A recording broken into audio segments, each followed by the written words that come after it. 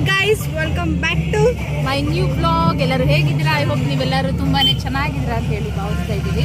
ಇವತ್ತು ನಾವೆಲ್ಲರೂ ಗೃಹ ಪ್ರವೇಶಕ್ಕೆ ಹೋಗ್ತಾ ಇದ್ದೀವಿ. ಎಷ್ಟು ಚೆನ್ನಾಗಿ ಗೃಹ ಪ್ರವೇಶ ಅಂತೇಳಿ ಗೊತ್ತಾ? ಹೇಳಮ್ಮ ಒಂದ್ಸರಿ, ಒಂದೇ ಒಂದ್ಸರಿ ಹೇಳೆ. ಎಲ್ಲರೂ ಇಂಗ್ಲೀಷ್ ಮೀಡಿಯಂ ಸ್ಕೂಲಲ್ಲಿ ಓದಿಸಿದ್ರೆ ಇದೇ ಕತೆ ಆಗೋದವಳು ಕನ್ನಡ ಮಾತಾಡೋಕೆ ಬರೋಲ್ಲ. ಗಾಯ್ಸ್ ಅಂತಾಳೆ. ನಾನು ಹಲೋ ಎವ್ರಿ ಒನ್ ಅಂದ್ರೆ ಅವಳು ಹಾಯ್ ಗಾಯ್ಸ್ ಅಂತಾಳೆ. ಸ್ಯಾಮ್ ಸಮೀರ್ ಬ್ಲಾಗ್ ನೋಡಿ ನೋಡಿ ನೋಡಿ ಅವಳು ಈ ಥರ ಅದಕ್ಕೆ ಹೇಳ್ತಾ ಇರೋದು. ಹಂಗೆ ಮಾತಾಡುತ್ತಾನೆ ಅವರು. ನಾನು ಮಾತಾಡು ಸರಿ ಕಾಣಿಸ್ತಿಲ್ಲ ಅವರೆಲ್ಲರೂ. ಹಾಯ್ ಮಾಡಿ ಎಲ್ಲರೂ. ಹಾಯ್ ಮಾಡಿ. ದೊಡ್ಡ ಮನೆ ಕಾಣಿಸ್ತಾ ಇಲ್ಲ.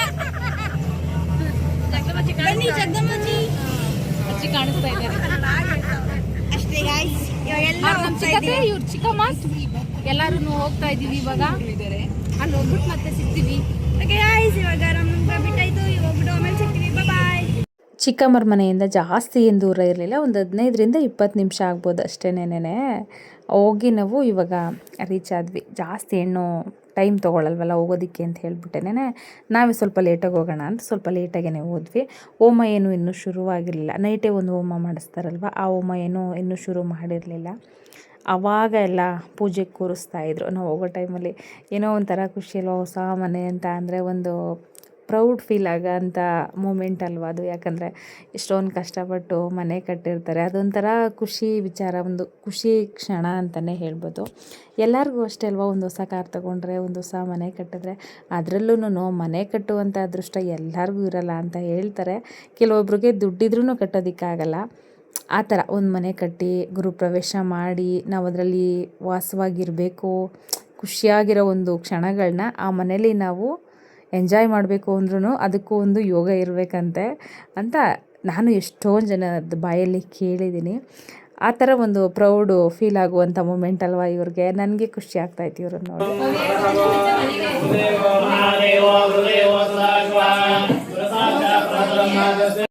आद्य ब्रह्मणा द्वितीय प्रादे कल्पे समन्तरे नमपादे नमोदीपे नाम संवत्सर दक्षिणायन वर्ष ऋतु ज्येष्ठ मास कृष्ण पक्ष पंच वीतिनाम योगा ನಾನು ಏನು ಮೇಲ್ಗಡೆ ಬಂದ್ವಿ. ನನಗೊಂದು ಎಲ್ಲೇ ಹೋದ್ರು ಏನಂದ್ರೆ ಎತ್ತರದ ಜಾಗದಿಂದ ಆ ವ್ಯೂ ನೋಡೋದು ನನಗೆ ಸಿಕ್ಕಾಪಟ್ಟೆ ಇಷ್ಟ. ನಾನು ಬೆಂಗಳೂರಲ್ಲೂ ಹೋದಾಗೆಲ್ಲ ಅದನ್ನೇ ನನಗೆ ಸಿಕ್ಕಾಪಟ್ಟೆ ಆಸೆ. ಏನಂದರೆ ತುಂಬ ಎಲ್ಲಿ ತುಂಬ ಎತ್ತರದ ಜಾಗದಿಂದ ಬೆಂಗಳೂರು ನೋಡಬೇಕು ಅಂತ ನನಗೆ ಆಸೆ. ಯಾವುದೇ ಜಾಗಕ್ಕೆ ಹೋದ್ರು ಅಷ್ಟೇ ಫಸ್ಟ್ ನಾನು ಟೆರೆಸ್ ಮೇಲೆ ಬಂದು ನನಗೆ ಇಷ್ಟ ಆಗುವಂಥ ಜಾಗದಲ್ಲಿ ಟೆರೆಸ್ ಮೇಲೆ ಬಂದು ನೋಡ್ತೀನಿ. ಇವ್ರ ಮನೆಯನ್ನು ಕೆಳಗಡೆ ಕೂತಿದ್ದು ಒಂದು ಸ್ವಲ್ಪ ಹೊತ್ತು. ಆಮೇಲೆ ಹೆಂಗು ನನಗೂ ಮೇಲೆ ಹೋಗ್ಬೇಕು, ಬಾ ಟೆರೆಸ್ ಮೇಲೆ ಹೋದ್ರೆ ಯಾವ ಥರ ಕಾಣುತ್ತೆ ವ್ಯೂ ಅಂತ ಬಂದ್ವಿ. ಇಲ್ಲೇನು ಅಷ್ಟೊಂದು ಚೆನ್ನಾಗಿ ಕಾಣ್ತಿಲ್ಲ, ಯಾಕಂದರೆ ಹಳ್ಳಿ ಆಗಿರೋದ್ರಿಂದ. ಅದೇ ಸಿಟಿಲಾದರೆ ಒಂಥರ ಜಾಗದ ಫೀಲ್ ಆಗ್ತಿರುತ್ತೆ ನನಗೆ.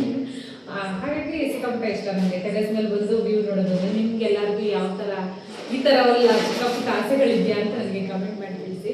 ಹೋಮ ಮಾಡ್ತಾಯಿದ್ರು. ನಾನು ಏನೋ ಮೇಲ್ಗಡೆ ಬಂದ್ವಿ. ಇದೇ ರೀಸನ್ಗೆ ಏನೋ ಮೇಲ್ಗಡೆ ಕರ್ಕೊಂಡ್ಬಂದೆ, ಬಾಳೆ ಒಂದ್ಸರಿ ವ್ಯೂ ನೋಡ್ಕೊಂಬರೋಣ ಅಂತ. ಇವಾಗ ಊಟಕ್ಕೆ ಹೋಗ್ಬೇಕು. ಸಿಕ್ಕಾಪಟ್ಟೆ ಹೊಟ್ಟೆ ಹಸಿತಾ ಇದೆ ನನಗಂತೂ. ಚಿಕ್ಕಮ್ಮ ಬರಲಿ ಅಂತ ವೇಟಿಂಗು. ಅವ್ರು ಹೋಮ ಮುಗಿಸ್ಕೊಂಡು ಬಂದ ತಕ್ಷಣ ಊಟಕ್ಕೆ ಹೋಗೋಣ ಬನ್ನಿ. ಹೋಮ ಶುರುವಾಗ್ತಾ ಇದ್ದಂಗೆ ಅಲ್ಲಿಂದ ನಾವು ಬಂದ್ಬಿಟ್ವಿ. ನನಗೆ ಆಮೇಲೆ ಹೊಗೆ ಬಂದುಬಿಟ್ರೆ ಕಣ್ಣೆಲ್ಲ ಉರಿ ಆಗ್ತಾ ಇರುತ್ತೆ, ಅಲ್ಲಿ ಕುತ್ಕೊಳ್ಳೋದಕ್ಕೆ ಆಗಲಿಲ್ಲ. ಹಾಗಾಗಿನೇ ಆಚೆ ಬಂದುಬಿಟ್ವಿ. ಹೋಮ ಎಲ್ಲ ಮುಗಿಸ್ಕೊಂಡು ಇವಾಗ ಎಲ್ಲರೂ ಆಚೆ ಬಂದರು. ಊಟಕ್ಕೋಸ್ಕರ ವೆಯ್ಟ್ ಮಾಡ್ತಾಯಿದ್ದಾರೆ. ನೋಡಿ ಈ ಥರ ಅಲಂಕಾರ ಮಾಡ್ತಿದ್ರು. ಅಲಂಕಾರ ತುಂಬ ಚೆನ್ನಾಗಿ ಕಾಣಿಸ್ತಾ ಇತ್ತು. ತುಂಬ ಚೆನ್ನಾಗೂ ಅಲಂಕಾರನ ಮಾಡಿಸಿದ್ರು. ಇವಾಗೆಲ್ಲ ಇದೇ ಥರ ಮಾಡಿಸ್ತಾರಲ್ವ ಗೃಹಪ್ರವೇಶಕ್ಕೆ. ಹೋಮ ಎಲ್ಲ ಮುಗಿಸ್ಕೊಂಡು ಇವಾಗ ಊಟಕ್ಕೆ ಬಂದ್ವಿ. ನನ್ನ ಫೋನಲ್ಲಿ ಆಲ್ರೆಡಿ ಚಾರ್ಜ್ ಖಾಲಿ ಆಗಿಬಿಟ್ಟಿತ್ತು. ಪಾಪ ಏಮುನ್ನೆ ವೀಡಿಯೋಸ್ ಎಲ್ಲ ಮಾಡಿ ಕೊಡ್ತಾ ಇದ್ದಾಳೆ ನನಗೆ. ಇವ್ರದ್ದು ಇನ್ನೂ ಮೀಟಿಂಗ್ ಮುಗಿಲಿಲ್ಲ ಗಾಯ್ಸ್. ಏಮುನ್ ಜೊತೆ ಸೇರಿ ನಾನು ಗಾಯ್ಸ್ ಅನ್ನೋದು ಕಲ್ತ್ಕೊಂಡ್ಬಿಟ್ಟು ಎಷ್ಟು ಮಾತಾಡ್ತವ್ರೆ. ನನಗೆ ಆಲ್ರೆಡಿ ಬ್ಯಾಕ್ ಪೇನ್ ಬಂದಿದೆ. ಮನೆಗೆ ಹೋಗೋಣ ಅಂದರೆ ಚಿಕ್ಕಮ್ಮರು ಬರ್ತಾಯಿಲ್ಲ. ಅವ್ರ ಅತ್ತೆದಿರ ಜೊತೆ ಎಲ್ಲ ಮೀಟಿಂಗ್ ಮಾಡ್ತಾಯಿದ್ದಾರೆ. ತೋರಿಸು ಅಸೆಂಬ್ಲಿ ಮೀಟಿಂಗ್ ಹೆಂಗಿದೆ ಅಂತ. ನಾನು ಏನು ತುಂಬ ಚೆನ್ನಾಗಿ ಕಾಣಿಸ್ತಾ ಇದ್ದೀವಲ್ವ? ಎಸ್, ಪ್ರೀತಿಯಾಗಿ. ಏನು ಗೊತ್ತಾ, ಇಲ್ಲಿ 2-3 ಜನ ಬಂದವರಲ್ಲ, ಇವ್ರು ನಿಮ್ಮ ಮಗಳ ಅಂತ ಕೇಳ್ತಾ ಇದ್ರು. ಅದು ಸ್ವಲ್ಪ ಪಕ್ಕದಲ್ಲಿ ನಿಂತ್ಕೊಂಡ್ಬಿಟ್ಟಿದ್ನಲ್ಲ, ಅದಕ್ಕೆ ಕೇಳ್ತಾ ಇದ್ದಾರೆ. ನೀನು ನಿಜ ನನ್ನ ಮಗಳ ಥರ ಕಾಣಿಸ್ತಾ ಇದೆಯಾ? ನೀವು ಹೇಳಿ ಗೈಸ್, ನೀವೇ ಡಿಸೈಡ್ ಮಾಡಿ. ನಿಜ ಮಗಳಲ್ಲ ಇವಳು. ಹ್ಞೂ ಆಯಿತು ಆಯ್ತು ಬಿಡಿ. ಈಗ ಸ್ವಲ್ಪ ಒಂದು ಕೆಲಸ ಮಾಡಿಸ್ಕೊತಾ ಇದ್ದೆ, ಕೆಲಸನೂ ನಾನು ಮಾಡಲ್ಲ. ಹಂಗೆಲ್ಲ ಇಲ್ಲ ಮುಂಚೆ ನೀನು ಬಾಯ್ ಸುಮ್ಮನೆ ಅವಳು ಹಂಗೆ ಹೇಳೋದಷ್ಟೇ. ಒಂದು ರೀಲ್ ಪೋಸ್ಟ್ ಮಾಡೋಕ್ಕೆ ಗೈಸ್ ಶೂಟ್ ಆಗ್ತಿದ್ದಾರೆ. ಅಷ್ಟು ಮಾಡ್ಕೊಡೋಕ್ಕಾಗಲ್ಲ ಬಂತೆಗೋಸ್ಕರ ಮಾಡಲೇಬೇಕು, ಮತ್ತೆ ಮಾಡಬೇಕು. ಓಕೆ ಗೈಸ್, ಚಳಿಗೆ ನಮಗೆ ಹೆಂಗಾಗ್ತದೆ ಅವ್ರು ನೋಡಿ. ಆಗಲೇ 10 ಟೈಮು ಗಾಯ್ಸ್, ನಿದ್ದೆ ಬರ್ತೈತೆ, ಮಲ್ಕೋಬೇಕು. ಬಾಯ್ ಬಾಯ್. ಟೈಮ್ ನೋಡಿ ಗಾಯ್ಸ್, ಎಷ್ಟು ಚೆನ್ನಾಗಿ ಮಾತಾಡ್ತಾ ಇದ್ದಾರೆ. ನಮ್ಮಪ್ಪ ಇಲ್ಲಿ ಪಾಪ ನಿಂತ್ಕೊಂಡು ಬಿಟ್ಟಿದ್ದಾರೆ, ಅವ್ರು ಮಾತಾಡ್ಕೊಂಡು ನೋಡ್ತಿರೋದು. ಹ್ಯಾಂಡಲ್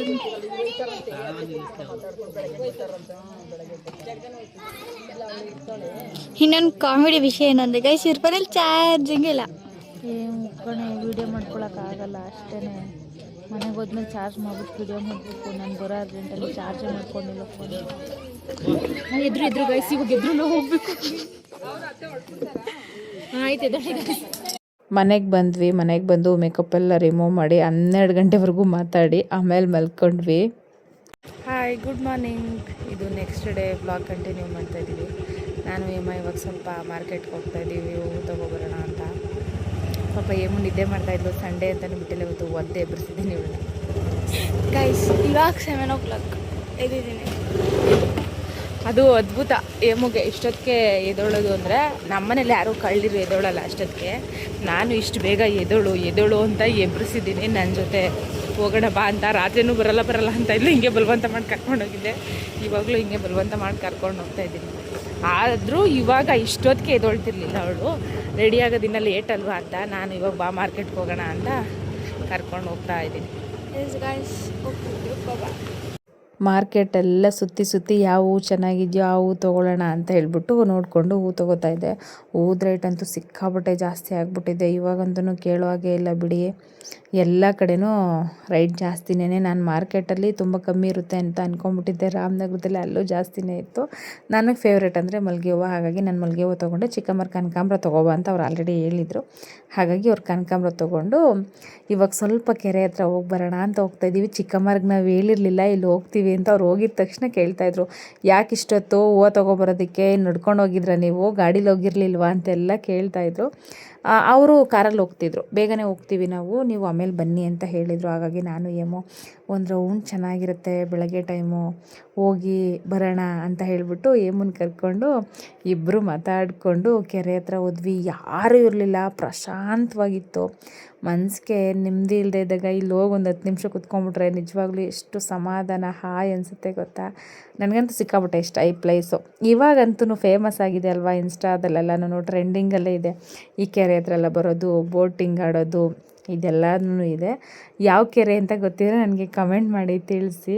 ಒಂದಷ್ಟೊತ್ತು ಕೂತಿದ್ವಿ. ಪಾಪ ಚಿಕ್ಕಮ್ಮರಿಗೆ ಹೂ ತೊಗೊಂಡೋಗಿ ಕೊಡಬೇಕಿತ್ತು. ಅವ್ರು ಆಲ್ರೆಡಿ ರೆಡಿ ಆಗ್ತಾ ಇದ್ರಲ್ವಾ, ಅವ್ರಿಗೆ ಟೈಮ್ ಆಗಿಬಿಡುತ್ತೆ ಅಂತ ಹೇಳ್ಬಿಟ್ಟು ಇನ್ನೊಂದು ಸ್ವಲ್ಪ ಹೊತ್ತು ಕುತ್ಕೊಳ್ಳೋಣ ಅಂತ ಅನಿಸುತ್ತೋ, ಆದರೂ ಕುತ್ಕೊಳ್ಳೋದಕ್ಕಾಗಲಿಲ್ಲ. ಅವ್ರಿಗೆ ಟೈಮ್ ಆಗುತ್ತೆ, ಹೂ ಕೊಟ್ಬಿಡೋಣ ಅಂತ ಹೇಳ್ಬಿಟ್ಟು ಬಂದ್ವಿ.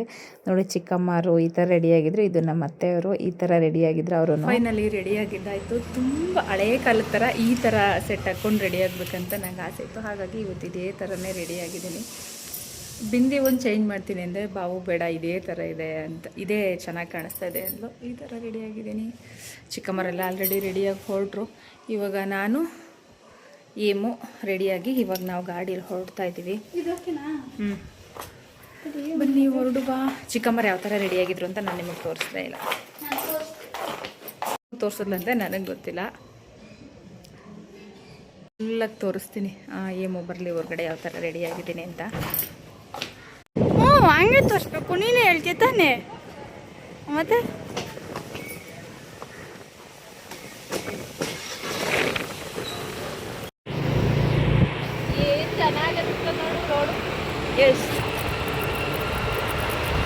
ಬಾಣ್ತಿ ಗೈಸ್, ಬಾಣ್ತಿ. ಹೇರ್ ಸ್ಟೈಲೆಲ್ಲ ಹಾಳಾಯ್ತದೆ ಗಾಡೀಲಿ ಹೋಗ್ಬೇಕಾದ್ರೆ ಅಂತ ಕಟ್ಕೊಂಡಿರೋದು ಸುಳ್ಳು.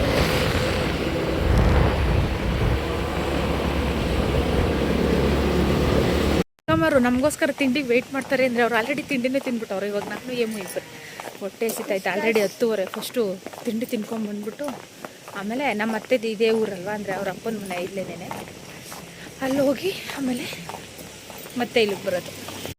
ಟಿಫನ್ ಅಂತೂ ತುಂಬಾ ಚೆನ್ನಾಗಿತ್ತು. ನಮ್ಗೆ ಹೊಟ್ಟೆ ಹಶ್ವಾಗಿದ್ದಕ್ಕೆ ಚೆನ್ನಾಗಿತ್ತು ಅಂತ ಹೇಳ್ತಾ ಇಲ್ಲ, ನಿಜವಾಗ್ಲೂ ಚೆನ್ನಾಗಿತ್ತು. ಊಟ ಎಲ್ಲ ಚೆನ್ನಾಗಿತ್ತು, ನೈಟು ಊಟ ಚೆನ್ನಾಗಿತ್ತು. ಅಲ್ಲಿಂದ ಇವಾಗ ನಮ್ಮ ಅತ್ತೆ ಇದ್ದಾರಲ್ಲ, ಅವ್ರ ತವ್ರ ಮನೆಗೆ ಬಂದಿದ್ದೀವಿ. ಆ ಚೇರ್ ಮೇಲೆ ಕೂತಿದ್ದಾರಲ್ಲ ಅವರು ಅವ್ರ ತಮ್ಮನ ಹೆಂಡ್ತಿ, ಅಲ್ಲಿ ಕಾಣಿಸ್ತಾ ಇದ್ದಾರಲ್ಲ ಅವರೇನೇನೆ. ಒಂಥರ ಖುಷಿ ಅಲ್ವಾ ಹೆಣ್ಮಕ್ಳಿಗೆ ತವ್ರ ಮನೆ ಅಂತ ಹೇಳಿಬಿಟ್ರೆ, ಎಷ್ಟೇ ವಯಸ್ಸಾಗಿದ್ರು ಅಷ್ಟೇನೇನೆ. ಅದು ನಮ್ಮ ತವ್ರ ಮನೆ, ನಮ್ಮ ಅಪ್ಪನ ಮನೆ ಅಂದರೆ ಒಂಥರ ಖುಷಿ ಆಗುತ್ತೆ. ಅಲ್ಲಿಂದ ಚಿಕ್ಕತ್ತೆ ಮನೆಗೆ ಬಂದ್ವಿ.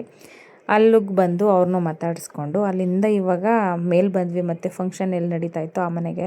ನಂದೀಶ್ವರ ಆಲ್ರೆಡಿ ಬಂದು ವೆಯ್ಟ್ ಮಾಡ್ತಾಯಿದ್ರು. ಏನೇ ಪುಟ್ಮಲಿ ಥರ ರೆಡಿ ಆಗಿಬಿಟ್ಟಿದ್ಯಾ ಅಂತ ಹೇಳ್ತಾಯಿದ್ರು. ನನಗೆ ಅಷ್ಟೊಂದು ಚೆನ್ನಾಗಿ ಕಾಣಿಸ್ತಾ ಇದ್ದೀನಿ ಅಂತ ಕೇಳ್ತಾ ಇದ್ದೆ.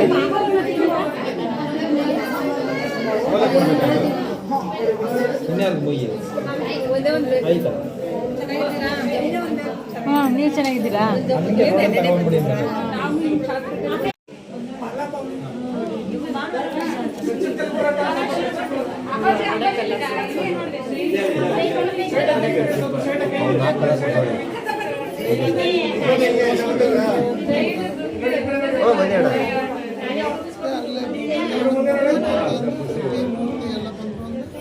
ಫೋಟೋಸ್ ಎಲ್ಲ ತೆಗೆಸ್ಕೊಂಡು ಇವಾಗ ಮನೆ ನೋಡ್ತಾ ಇದ್ದೀನಿ. ನಂದೀಶವರು ರಾತ್ರಿನೂ ಬಂದಿದ್ಯಾ ಬೆಳಗ್ಗೆನೂ ಬಂದಿದ್ಯಾ ನಿನ್ನ ಮನೆಯೇ ನೋಡಿಲ್ವಾ ಅಂತ ಇದ್ರು. ಇಲ್ಲ ಕಣ್ರಿ, ಒಳಗಡೆ ಎಲ್ಲ ನಾನು ಯಾವ ಥರ ಇದೆ ಅಂತ ಮನೇನ ನೋಡಲಿಲ್ಲ ಅಂತ ಹೇಳ್ತಾ ಇದ್ದೆ. ಯಾವುದೇ ಮನೆ ಕೆಲಸ ಆದ್ರೂ ಗುರುಪ್ರವೇಶಕ್ಕೆ ಡೇಟ್ ಹಾಕ್ಸಿ, ಗುರುಪ್ರವೇಶ ಆದ್ರೂ ಒಂದಲ್ಲ ಒಂದು ಕೆಲಸ ಪೆಂಡಿಂಗ್ ಇದ್ದೇ ಇರುತ್ತೆ. ಇವ್ರ ಮನೇಲೂ ಅಡುಗೆ ಮನೆ ಒಂದೇ ಇಂಟೀರಿಯರ್ ಆಗಿದ್ದಿದ್ದು. ಆ ರೂಮಲ್ಲಿ ಅಲ್ಲೆಲ್ಲ ಯಾವುದೂ ಆಗಿರಲಿಲ್ಲ, ಅದು ಪೆಂಡಿಂಗೇ ಇತ್ತು. ಎಲ್ಲ ಮನೆ ಸಮಸ್ಯೆನೂ ಇದೆ ಅಂತ ಅನಿಸುತ್ತೆ. ಅಂದರೆ ನಾನು ಕೇಳಿರುವಂಥ ಮನೆಗಳಲ್ಲೆಲ್ಲ ಇದೇ ಸಮಸ್ಯೆನೇ. ಅಂದರೆ ಏನಾದರೂ ಒಂದು ಪೆಂಡಿಂಗ್ ಇಟ್ಟಿರ್ತಾರೆ. ಮತ್ತೆ ಗುರುಪ್ರವೇಶ ಆದಮೇಲೆ ಮತ್ತೆ ಅವರು ಬಂದು ಕೆಲಸ ಮಾಡಬೇಕು. ಡೇಟು ನೀವು ಮುಂಚೆಗಾದರೂ ಹಾಕ್ಸಿ, ಅವ್ರಿಗೆ ಬೇಗನಾದರೂ ಹೇಳಿ, ನೀವು ಎಷ್ಟೇ ಬೇಗ ಕೆಲಸ ಮಾಡಿ. ಎಲ್ಲ ಮನೇಲೂ ಇದೇ ಪ್ರಾಬ್ಲಮ್ಮು. ಅಡುಗೆ ಮನೆ ಅವರೇ ಡೆಕೋರ್ ಮಾಡಿದರು, ತುಂಬ ಚೆನ್ನಾಗಿತ್ತು ನೋಡೋದಕ್ಕೆ, ಸಿಂಪಲಾಗಿ ಚೆನ್ನಾಗಿ ಮಾಡಿದರು.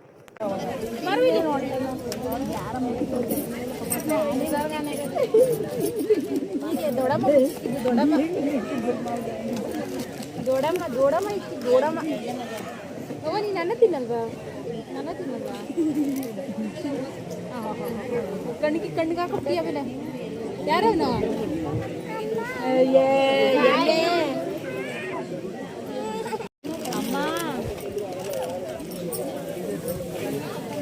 ಊಟಕ್ಕೆ ಬಂದ್ವಿ. ಊಟ ಅಂತೂ ತುಂಬಾ ಚೆನ್ನಾಗಿತ್ತು. ಈ ಒಂದು ವ್ಲಾಗ್ನ ನಾನು ಇಲ್ಲಿಗೆ ಎಂಡ್ ಮಾಡ್ತೀನಿ. Please subscribe to my YouTube channel. Thank you for watching. Love you all.